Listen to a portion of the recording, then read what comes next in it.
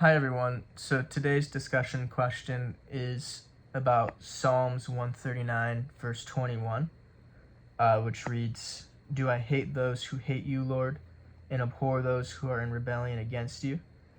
Um, and this verse, out of context, could be used to say that we as Christians are not supposed to love those who are against the Lord, which I think is definitely not what the Bible tells us to do.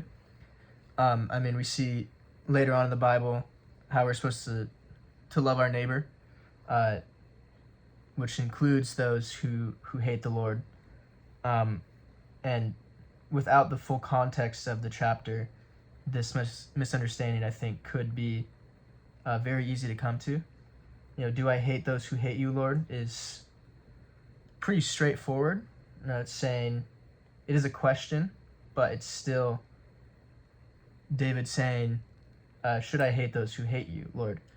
And it doesn't really get answered in this particular psalm. So I think when you put it in its full context, it starts to make a little bit more sense, given the situation that David is in during this time, but also just the rest of the text. It starts off by David saying that God's knowledge is too wonderful for him and it's too lofty for me to attain, which shows that David knows that what God has planned for him is beyond his comprehension. It's something that God knows, but he will never know. And it seems to me that David is pretty okay with this. You see later on, he starts to say, where is it at?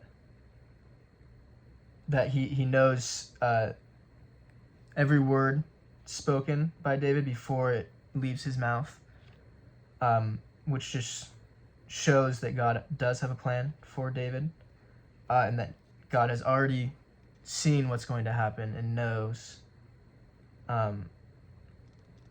what knows what his plan is for David, and that it will be fulfilled.